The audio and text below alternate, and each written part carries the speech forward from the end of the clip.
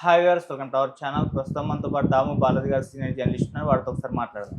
Sir నమస్కారం sir. నమస్తే. Sir గత కొంతకాలం నుంచి కూడా చూస్తున్నాం, మీడియాలో ఫుల్ హాట్ టాపిక్గా మారిపోయింది అఘోరి అండ్ శ్రీవర్షిని వీళ్ళ ఇష్యూ కూడా. అయితే వీళ్ళు ప్రతిసారి ఏదో ఒక వీడియో రిలీజ్ చేయడం చూస్తున్నాం. నిన్న ఒక వీడియో రిలీజ్ చేశారు. ఇందులో వాళ్ళు ఏమంటున్నారంటే మేము చచ్చిపోతాం అన్నట్టుగా మాట్లాడుతున్నారు. మరి దీనికి కారణం ఏంటి? ఎందుకు ఈ విధంగా వాళ్ళు మాట్లాడుతున్నారు? మరి వాళ్ళు తిక్కతిగా మాట్లాడుతున్నారు. ముందు నుంచి చాలామంది కామెంట్ చేస్తున్నారు కదా, ఆ రకంగానే మాట్లాడుతున్నారు, లేకుంటే సీరియస్గా తీసుకొని చేస్తున్నారు? ఏంటి సార్ దీనికి సంబంధించి మీరేం చెప్తారు సార్? అంటే బేసిక్‌గా అంటే ఆ అమ్మాయి కొంత అమాయకత్వం ఉండొచ్చు కానీ అఘోరి శ్రీనివాస్‌కైతే అమాయకుడేం కాదు. ఖచ్చితంగా తనకి నాలెడ్జ్ ఉంది. అట్లాగే ధైర్యం కూడా ఉంది. సో, అతను ఏదో ఎమోషనల్‌గా మాట్లాడే మనిషి అని నేను అనుకోవట్లేదు. అతను ప్లాన్డ్‌గా ప్రీమెడిటేటెడ్ థింకింగ్ అయితే ఉన్న వ్యక్తి. కాకపోతే ఆ ఎమోషనల్ డ్రామా చేస్తాడు. ఎందుకంటే ఒక చాలా పేదరికంలో నుంచి వచ్చి ఇంట్లో నుంచి పారిపోయి అఘోరిగా, అంటే ముందు ట్రాన్స్జెండర్గా మారి మళ్ళీ అఘోరిగా మారి ఒక సోలము వ్యవహారము ఇవన్నీ పెట్టుకొని, అతను కూడా ఏమి రోడ్ల మీద అడుక్కు తినే అఘోరి కాదు. అతను I-20 కార్లో తిరిగే అఘోరి, ఐఫోన్ వాడే అఘోరి. సో మంచి రిచ్.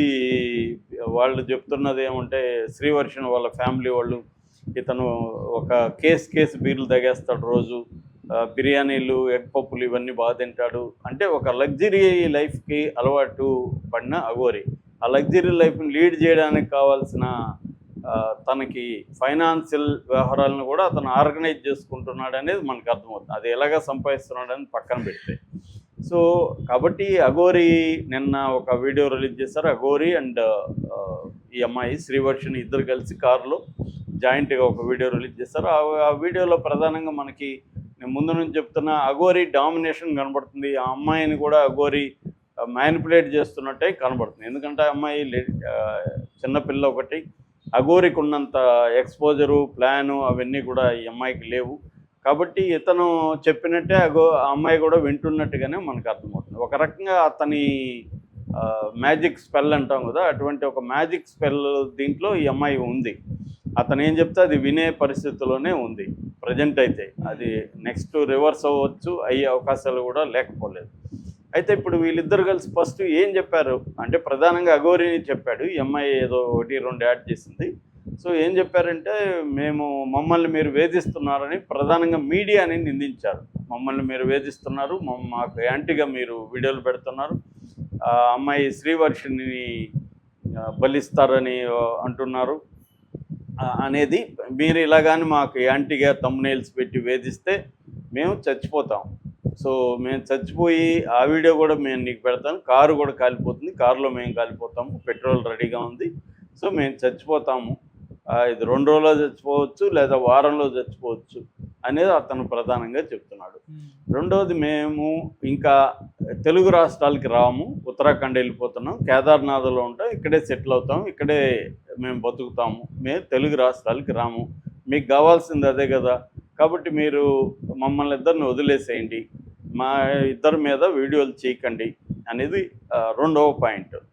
మూడో పాయింట్ కేసుల గురించి. ఆ కేసులు చెల్లవు. అమ్మాయి రాధిక పెట్టిన కేసు కావచ్చు, మొకిళ్ళల్లో పెట్టిన కేసు కావచ్చు, ఇవేవి కూడా చెల్లవు. అంటే మాకు డబ్బులు ఇచ్చిన అఘోరికి ఎవరైతే డబ్బులు ఇచ్చారో వాళ్ళు పెట్టలేదు కేసు, ఇంకెవరో పెట్టారనేది కూడా అంటున్నారు. అంటే డబ్బులు ఇచ్చిన మాట అయితే వాస్తవం అన్నట్టుగానే వాళ్ళు మాట్లాడుతున్నారు. సో ఈ 3 ప్రధానమైన పాయింట్లని వాళ్ళు తీసుకున్నారు. అంటే ఒకటి, మీడియా ఆపకపోతే మేము ఆత్మహత్య చేసుకుంటాం, అలాగే మమ్మల్ని అరెస్ట్ చేయడానికి వస్తే కూడా మేము ఆత్మహత్య చేసుకుంటాం అనేది చెప్తున్నారు. అంటే దీని నేపథ్యం మనకు అర్థమైతే, ఈ మధ్యకాలంలో మొన్నటి వరకు కూడా అఘోరికి ఓవరాల్గా పాజిటివ్గానే మీడియా స్పందిస్తామంది. అంటే అఘోరికి హెల్ప్ అయ్యే విధంగా మీడియా స్పందించింది. ఇప్పుడేమైంది, అఘోరికి most of the media anti అయిపోయింది. ఈ యాంటీ కావడానికి కారణం ఎవరు? అఘోరినే. ఎందుకంటే అఘోరి బిహేవియర్ కానీ, అఘోరి మాట్లాడే పద్ధతి కానీ, తర్వాత అన్నిటికంటే ఇంపార్టెంట్ శ్రీవర్షిని విషయంలో అఘోరికి బాగా నెగిటివ్ వచ్చింది. అంతవరకు సనాతన ధర్మం, గుళ్ళు మీద దర్గాలు, గుళ్ళు, లేకపోతే స్త్రీల సంక్షేమం, ఇవేవో మాట్లాడుతూ ఉన్నంత వరకు కూడా ఓకే అనుకున్నారు. కానీ ఎప్పుడైతే అమ్మాయిల విషయంలోకి ఎంటర్ అయ్యి వాళ్ళ ఫ్యామిలీస్తో ఇబ్బందులు పెట్టి వాళ్ళ ఫ్యామిలీని అమ్మాయిని లేపుకోవడం, ఏదో వీళ్ళ రొమాన్సులు అంతా గురించి మాట్లాడటం, ఇదంతా సరదాగానే అనిపించి ఉండొచ్చు అఘోరికి అమ్మాయికి. నిజానికి పెళ్ళి అయ్యే వరకు కూడా వీళ్ళిద్దరూ చాలా సరదాగా ఎంజాయ్ చేస్తూ మీడియాతో చేశారు. నిజానికి మీడియాకి అఘోరి ఎంత ఉపయోగపడిందో అఘోరికి కూడా మీడియా అంత ఉపయోగపడింది. రెండు ఇది విన్ విన్ సిచ్యువేషన్ అంటారు, అలాంటి విన్ విన్ సిచ్యువేషన్. సో ఎందుకంటే అఘోరి పాపులర్ కాకపోతే అఘోరికి డబ్బులు ఎందుకు ఇస్తారు? ఎవరన్నా 10 లక్షలు 20 లక్షలు ఎందుకు ఇస్తారు? ఇప్పుడు కేసు పెట్టిన ఆవిడ చెప్పేదాని ప్రకారం 9,80,000 ఇచ్చున్నారు, అంటే 10 లక్షలు ఇచ్చారు. ఇలాగ చాలామంది ఇచ్చారని ఈ శ్రీవర్షిని వాళ్ళ పెంపుడు బ్రదర్ విష్ణు చెప్తున్నాడు. సో క్లియర్గా అఘోరికి పాపులారిటీ అనేది క్రియేట్ చేయడానికి ఛానల్ కావచ్చు, మీడియా కావచ్చు కారణం. ఇప్పుడు అదే ఛానల్ వల్ల అఘోరి ఇబ్బంది పడుతుంది. ఛానల్కి అఘోరి మీద కోపమో ప్రేమో ఉంటుందని నేను అనుకోవట్లేదు. నాకు తెలిసి మ్యాక్సిమం ఛానల్కి ఏంటంటే ఏది వీసిపోతుంటే ఆ టాపిక్ని పంపు చేస్తూ ఉంటారు. పాజిటివ్గా వీసిపోతే పాజిటివ్గా చేస్తారు, నెగిటివ్గా పెడితే పోతున్నాయనుకో నెగిటివ్గా అమ్ముతారు.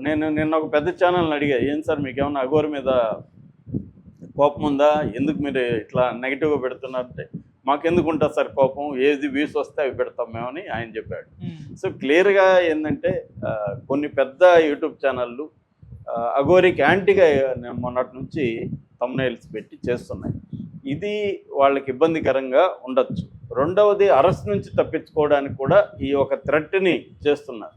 ఇప్పుడు అఘోరి ఏమీ మన దేశంలో లేకుండా పోలేదు, వాళ్ళకేం సపరేట్ లా ఏమి లేదు. అఘోరీలకి ఏమన్నా సపరేట్ చట్టం ఉందా ఇండియాలో? అఘోరీలు తప్పు చేస్తే, ఒక హత్య చేస్తే వాళ్ళకి చట్టం వర్తించుదా? అఘోరీలు ఇంకొక క్రైమ్ చేస్తా వర్తించుదా? వర్తిస్తుంది క్లియర్గా.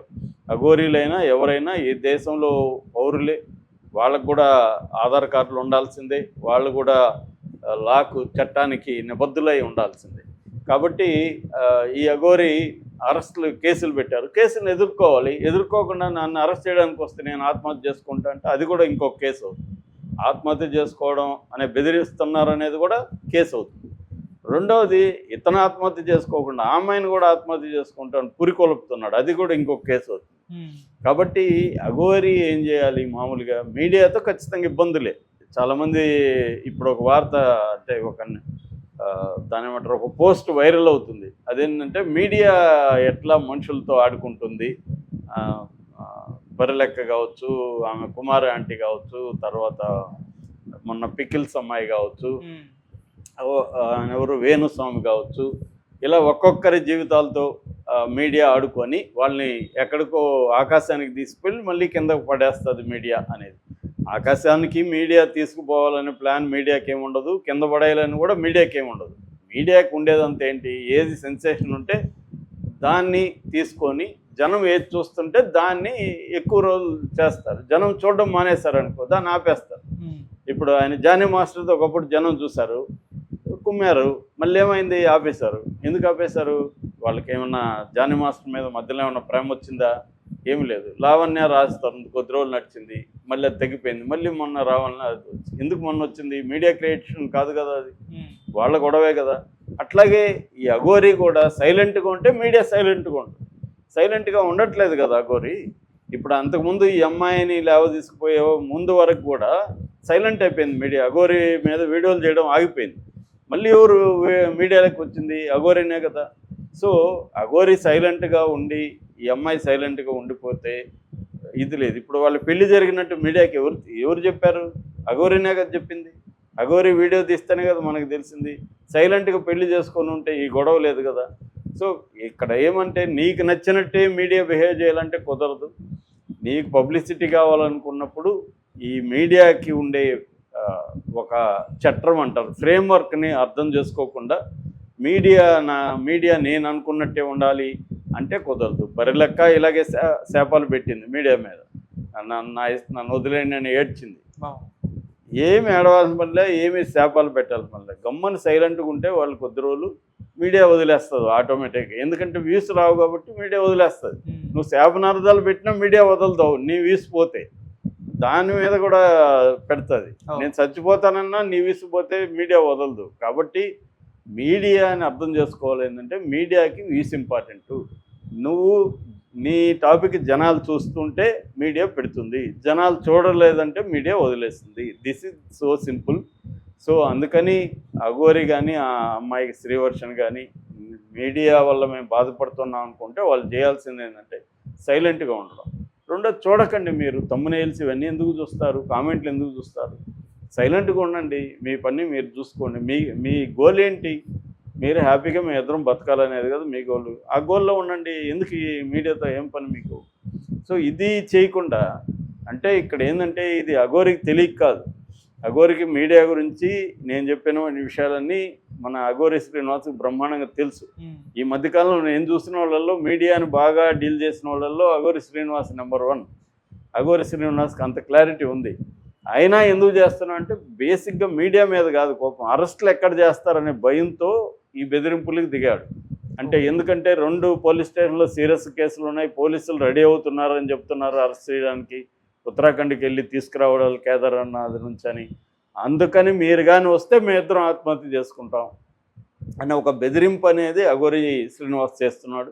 అది రాంగు.